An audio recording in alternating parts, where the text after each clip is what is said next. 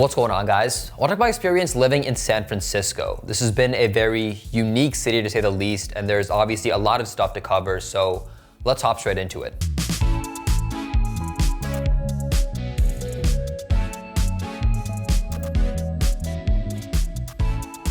So the first thing I noticed coming here was the food. I know every YouTube review video in every city says that the food there is amazing, but SF really has some of the best food I've ever had. I was actually in Dallas, Fort Worth not too long ago, and even their best, 5-star restaurants just could not compare to the average and slightly above average restaurants here. Also, other cities I've been to, Boston, Chicago, it's good, but you just cannot compete with SF. When you have so many people from all across the world coming together, and because it's such a tough restaurant market to even make it, this place just has the best food spots. Now, the other big thing you guys will notice coming to SF is there's an absurd amount of crime and homelessness.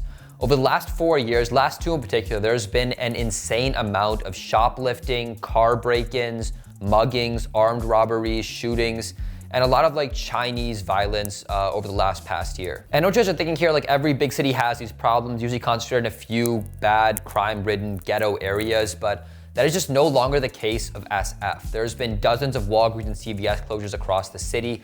Target is closing at 6 o'clock now to kind of cut down on shoplifting. I've seen numerous I haven't seen a car break-in, but I've seen tons of cars with their windows shattered, especially in big touristy spots.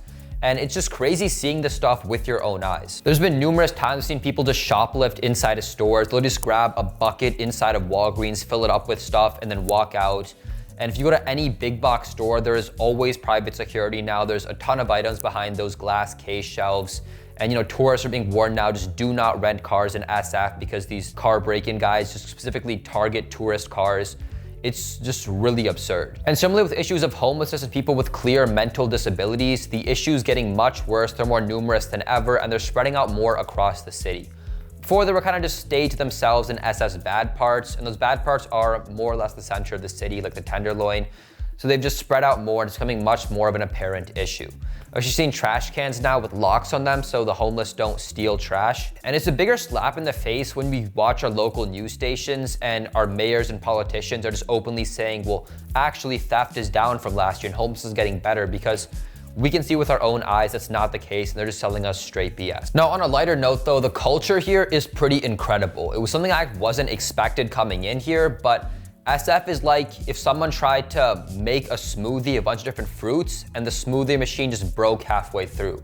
So it's kind of mixed up, there's a bunch of big chunks in there. Basically, you have your LGBTQ folks in the Castro, your Latinos in the Mission, your white sorority and fraternity guys in the Marina. You have mostly African Americans and homeless population in the Tenderloin, Chinese in Chinatown, Japan in Japantown.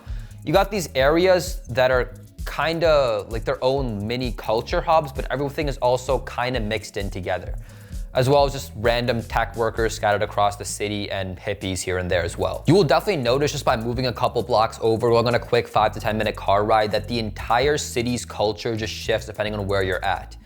Not just in terms of people, but also the architecture, the cleanliness, the art. It's pretty incredible. You can just go from the Mission to the Castro to the financial district to Japantown. And although I normally stick to areas that I prefer more, it's pretty awesome being able to just go from place to place and being engulfed in a brand new culture. And speaking of cultures, one other thing, SF has this sort of unique weirdness to it where it's these events that you could never think of would just happen. So for example, about a week and a half ago, there was this birds aren't real protest in front of the Twitter's headquarters. Basically, there was a protest saying that birds don't actually exist. They're just winged government surveillance drones. And Twitter's, because their logo is a bird, they basically run all these government surveillance drones acting as birds. And that's the birds aren't real protest. There's also a bit more nakedness and people wearing costumes in the city. We actually have these big events where people just run half marathons and stuff dressed up in costumes. And there's some naked run also, but it's not too uncommon to go to a beach or some outdoor park and just see someone naked. It's not super common, but don't be surprised if you run across it. The other great thing about SF is the trails and parks. Whether you want to go to Twin Peaks, Mount Sutro, Land's End, Golden Gate National. There was just amazing views everywhere in the city, and they just never cease to blow you away. Or if you want to go, 5, 20, 30 minutes outside the city, you also have Angel Island, you have San Bruno, you have my personal favorite, Muir Woods.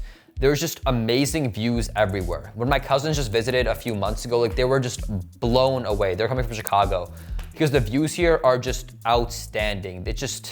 I love nature and forestry in general, but it's just mind-blowing how amazing it is out here. And along with that, there's an endless amount of events happening all the time at SF. Whether you wanna go to concerts, comedy clubs, live music, food stalls, big sporting events, SF really just has everything. You can keep it low-key and small, doing like a get-together at a bar, or I actually went to a comedy club on a baseball field. It was like a small little thing, but it was awesome.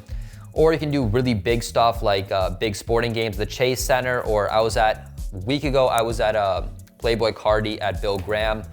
SF just has everything. But of course, a big drawback to that is that during the pandemic, over the past 2 years, everything was shut down. Every single little big event was just completely closed down.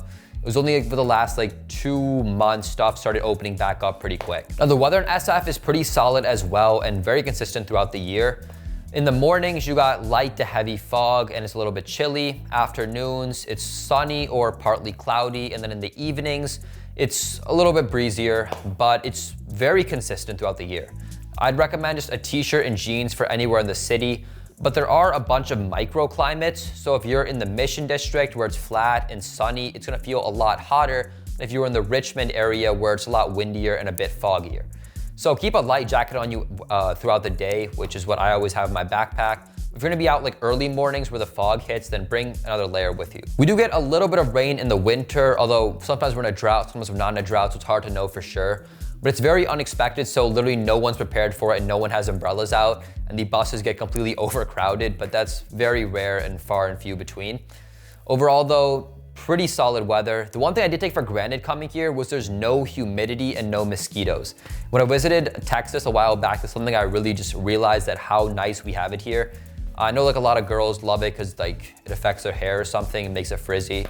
But it feels very good to not have humidity over here. Also, one thing I forgot to mention is on top of the amazing hiking trails in the city is very walkable.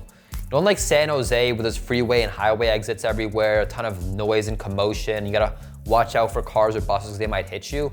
SF is an amazing place to walk around and not even need a car.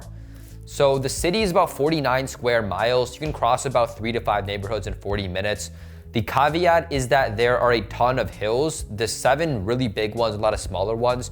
So it could be a bit of a workout to get to where you're going to. But it's very safe to walk, and I actually didn't bring a car when I moved to the city because everything I need I can walk to or hop on a bus. Speaking of the buses, they're reliable enough to get around. I don't prefer to use them. I prefer to just Uber, which I think most people do, but they're good enough. You can get to almost anywhere you need to go. We're close enough with the bus system in the city. I think it costs about $2.50, $3 to ride. Nobody really pays, to be honest. Maybe 1 out of 3 or 4 people actually pay to use the bus. But yeah, they exist, they're here. Now onto the cost of living. As you guys would imagine, it is very expensive to live in SF. The biggest reason, of course, being housing. Before the pandemic, housing was tough, competitive, expensive, and only when the pandemic peaked did prices noticeably drop. That's why I grabbed this place then. But now it's just opening back up, prices are skyrocketing and going back to normal probably in no time. The other thing is if you want to shop locally, go to those mom and pop shops, it is very expensive as well. I got 5 or 6 plants at this local greenery store and it ran me $120, which was just absolutely absurd since most of them were just succulents. But that, and if you want to also grab a quick bite, so your quesadilla, burgers and fries, you're looking at between $12 and $18. If you want to grab a nicer sit-down meal, like a big bowl of ramen, you're looking at $18 to $27. And if you want a parking spot for your car, between $250 to $550 a month. So yeah, it is very expensive to exist in San Francisco, and just be aware of that. Now, of course, the biggest industry in SF is tech, which pays top dollar. For reference, interns at the company I work for before the pandemic and that to live in SF were getting paid about $52, $53 an hour. The average salary in SF is either $74,000 or $96,000. I know anything below $116,000 puts you in low income as a family in SF. So yeah, you get paid more here. The tech industry is pretty big, but it does not equate to the cost of living, in my opinion. It's actually like some of the complaints and talks out with my friends. Like, if you don't work in tech, how do you even afford to live in the Bay Area? Like, you can survive and just get roommates and stuff, but I could imagine, like, I'm obviously a software engineer, but I could not imagine like not having a super high paying profession and trying to exist in the Bay Area. It would be very difficult. The other thing I don't like about SF is just how dirty the city is and just become over time. I think SF is actually ranked one of the dirtiest cities in America. Almost everywhere you go, there's trash, garbage, human and dog feces, needles just loitering the streets. Of course, some parts are better than others. Like, Japantown is incredibly clean, and the more expensive areas you live in, the nicer it is. But generally, it's just a dirtier city. If you go to the big box stores, of course, there's more wear and tear as well because so many people are coming in and out. But except for the big box stores, just the mom and pop shops, the 24-hour gyms, they're just a lot messier and unkept. The slums here in the bad parts are terrible as well. I was at the courthouse in the Tenderloin, and I saw like 8 people openly inject something in their arm. There's like actual slums here, worse than any third world country I've ever seen. And it's just a shame when the city is just so beautiful and has so much money flowing through it, just that it's this messy. And this does tie into politics. As you guys know, SF is a very progressive city, one of the most liberal cities in the country, if not the most liberal city, and it's not very tolerant of other opinions. But the biggest disappointments are our city leaders. We have a DA who just flat out refuses to prosecute any crime, so he's in the middle of a recall election. The school board, 3 other members here are in the middle of a recall election. Our mayor puts these like draconian lockdown measures during quarantine, but she openly defies her own orders and just laughs about it when she's like on the local news stations. Our board of supervisors just flat out refuses to build any new housing units in the city, but is okay with thousands of more jobs being created here. It's a pretty big mess. And then every day there's some brand new news story about some stupid policy our city enacted. So first it was, we're not gonna build this new housing unit because it makes the next door park less than 1% shadier. And then we're gonna start a program to pay people not to commit crimes. The next is we're gonna pay people not to do drugs. Then it's gonna make any amount of shoplifting or any amount of goods stolen from a store less than $950, a misdemeanor and not a felony. It seems to be this sort of anarcho tyranny where citizens like you and me, if we make one little mistake on a piece of paperwork for our business, the city will throw the whole book at us. Or if we build a patio 1 inch over the city line, it's over.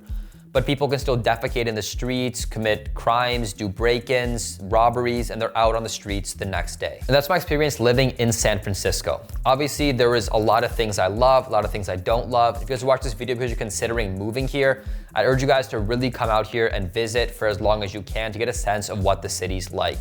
Some people here, even in my apartment complex, they love this place, can't get enough of it. They can easily overlook the cons. Other people are really considering moving out now because of how bad the city's getting. So really, it's person to person. I know that's probably not the answer you guys want, but trust me, come out here and see what the city's all about and if it's for you. A lot of people online, especially locals, love to bash this city, but again, you just really gotta come out here and see what it's like for yourself. Thank you guys so much for watching. I'll see you guys next week.